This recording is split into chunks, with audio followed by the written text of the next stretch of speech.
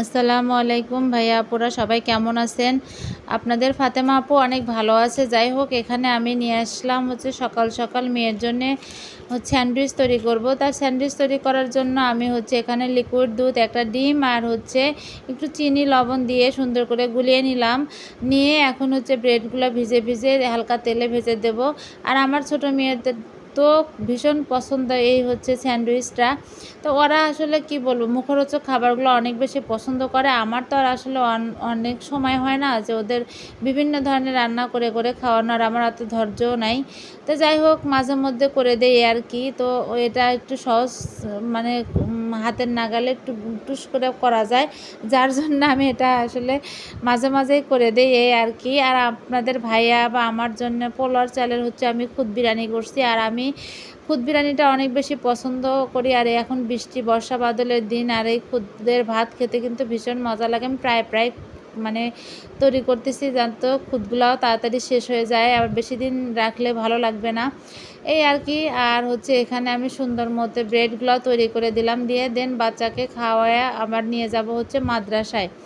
তো আমার খুবই টাইম মেনটেন করে চলতে হয়, 8টার আগে। আর আমি কোনো দিনও অনেক দিন যাবৎ যে আমি প্রথম ক্লাসে মারিয়ামের আগে ঢুকতে পারি না। ক্লাস অলরেডি শুরু হয়ে যায় আর আমি তখন যাই, 8টা, জাস্ট 8টায় ক্লাস শুরু হয়। আমরা একটু আগেই বের হই, কিন্তু আমাদের বাসা থেকে মেইন রাস্তা যেতেই প্রায় 10 মিনিটের মতো লেগে যায়। আর ওখান থেকে রিক্সা ধরতে বা গাড়ি ধরতে আরও 10 মিনিট লেট হয়ে যায়। তো যাই হোক, আমি এত সকালে ওঠার পরেও আমি টাইম মাফিক চলাফেরা করতে পারতেছি না। আমার নিজের কাছে লজ্জা লাগে যে স্যার কি মনে করবে যে প্রত্যেক দিন আমি লেট করি। হয়তো মহিলা অনেক ঢিলা, ওঠে না, কিন্তু বাচ্চা উঠতে চায় না। আমি তো ভোর ভোর উঠে যাই, আর আমার মেয়ে একদম ঘুম থেকে উঠতেই চায় না। তো ও অনেক কষ্ট করে তুলতে হয়, তারপরে ব্রাশ করাও, রেডি করাও, এরকম করতে করতে আরও একটু লেট হয়ে যায়। কি আর করা, যেদিন দেখবেন যে শুক্রবার বা এমনি কোনো কারণে স্কুল ছুটি বা মাদ্রাসা ছুটি, সেই দিন দেখবেন আমার মেয়ে একদম ফজর 5টায় উঠে বসে আছে, তাকে ডাকাও লাগে না, কিচ্ছু করা লাগে না। আর যেদিন স্কুল থাকে সেদিন আর ওঠে না। আমার বাচ্চার ক্ষেত্রে এরকম হয় না, সবার বাচ্চাদের ক্ষেত্রে এরকম হয়, একটু কমেন্টে অবশ্যই বলবেন। তো যাই হোক, ওকে এই মাদ্রাসা রেখে আসে, আবার এই যে বড়টাকে নিয়ে দৌড়া চলে গেলাম গাড়িতে উঠাই দিতে, দিয়ে দেন মাদ্রাসায় গেলাম। তারপর আসার পর তো ওর বান্ধবীর মা এমন জোর করলো যে ভাবি, আগের স্কুলে একটা বছর আবার অন্য একটা স্কুলে পড়াইছিলাম, প্লেতে। তো ওই স্কুলের এক ভাবি পুরাতন, রাস্তার মধ্যে এমন করে ধরলো যে ভাবি আমার বাসা আসাই লাগবে, আসেন আমার আম্মা আসছে, দেখা করে যান। তো যাওয়ার পর দেখেন বাচ্চাদের কি একটা অবস্থা। তারপর ওখান থেকে এসে তাড়াহুড়া করে আপনাদের ভাইয়া 2টা 2:30টার মধ্যে খেতে আসবে। আমি 2 চুলা তাড়াহুড়া করে রান্নাটা করলাম। আর ভাতও শর্টকাট সময় রান্না করব বিধায় আমি রাইস কুকারে ভাত উঠাই দিলাম, প্রেশার কুকারে দিলাম, রাইস কুকারে দিলাম না, যে অনেক সময় লাগবে। তো প্রেশার কুকারে তাড়াতাড়ি 2টা 3টা সিটি দিলে হয়ে যাবে। আর এখানে আমি রুই মাছ দিয়ে চাল কুমড়া রান্না করলাম, আর মেয়েদের জন্য মুরগির মাংস রান্না করলাম।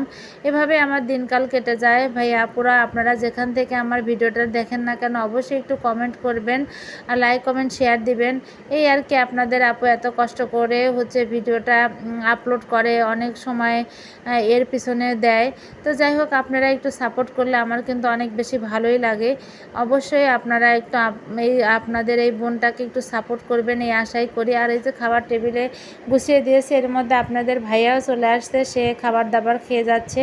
আর আমার তো তারপর অনেক কাজ থাকে, ছোটো মেয়েকে খাওয়ানো, ঘর ঝাড়ু মোছা, গোসল ইত্যাদি কাজ তো একটা বাসায় সারাক্ষণ সার্বক্ষণ কাজ থাকবেই, এটাই স্বাভাবিক। তো যাই হোক, মারিয়াম আমাকে বলতেছিল আম্মু তুমি কি রান্না করতেছিল, আবার ওকেও বলতেছিলাম যে আম্মু এটা রান্না করছি। তো যাই হোক, সবাই ভালো থাকবেন। আজকের ভিডিওটা এখানেই শেষ করছি।